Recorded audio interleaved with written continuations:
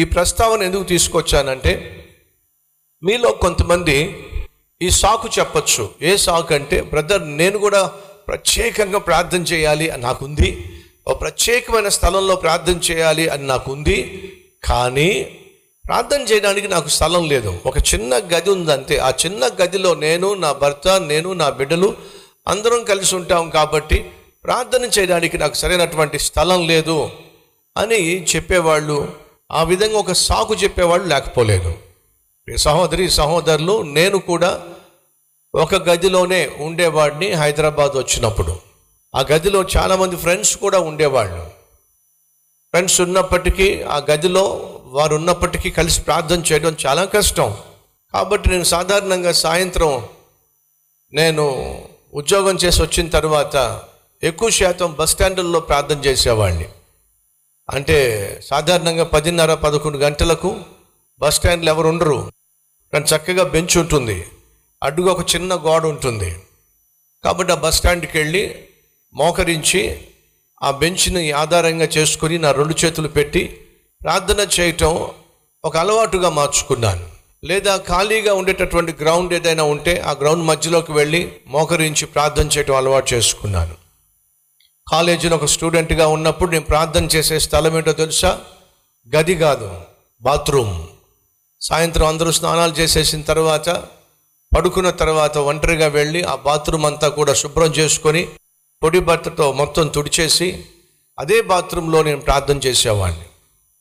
ప్రభు యొక్క సన్నిధిలో ఆయనకు నాకున్నటువంటి మనవులను తెలియచేస్తూ ఆయనతో సమయం గడిపేవాడిని. ఈరోజు మనకున్న అసలు సమస్య స్థలం లేకపోవడం కాదు. అసలు సమస్య మన హృదయంలో ప్రార్థన చేసే మనస్సు లేకపోవడం. యేసుక్రీస్తుకు స్థలం ఉందా? తలదాచుకోవడానికే స్థలం లేనప్పుడు మరి ప్రార్థన చేయడానికి ఒక గది ఉందా? లేదు. మరి ప్రార్థన చేయడానికి గది లేకపోయినా ప్రార్థన చేసేటటువంటి హృదయం ఉంది కనుక, మది ఉంది కనుక ఆయన ఏం చేశాడు?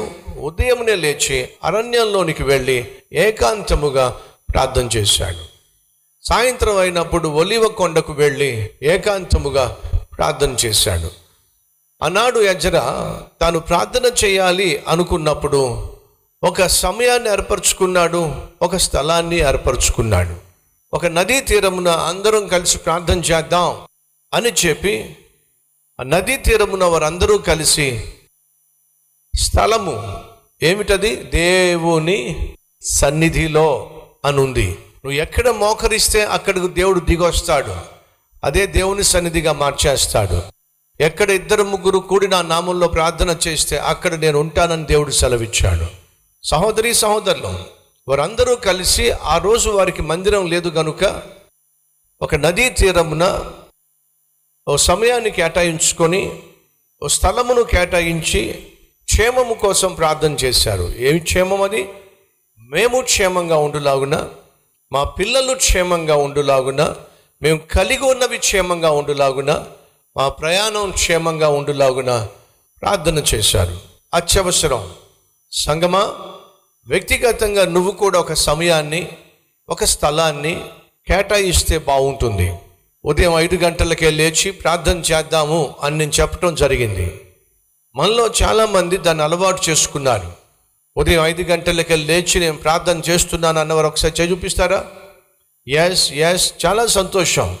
మన మందిరంలో ప్రతి ఒక్కరూ ఉదయం 5 గంటల నుండి 5:30 గంటల వరకు ప్రార్థన చేయటానికి, 5:30 నుండి 6 గంటల వరకు వాక్యం చదవటానికి కేటాయించినట్లయితే వారి జీవితం బహు ఆశీర్వాదకరంగా ఉంటుంది. వీళ్ళు ఎంతమంది సాక్ష్యం ఇస్తారు?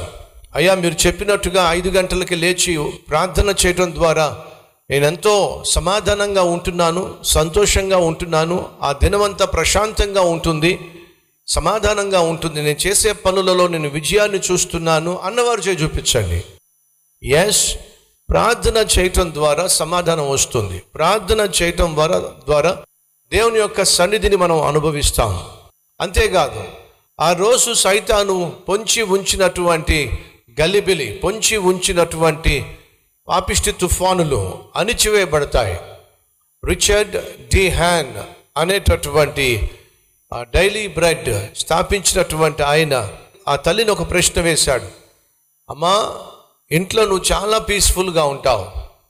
ఎప్పుడు నువ్వు గొడవ పడడం కానీ, నాన్నతో చిరాగ్గా ప్రవర్తించడం కానీ, అరవడం కానీ, కేకలేయటం కానీ మా జీవితంలో ఎప్పుడూ చూడలేదు.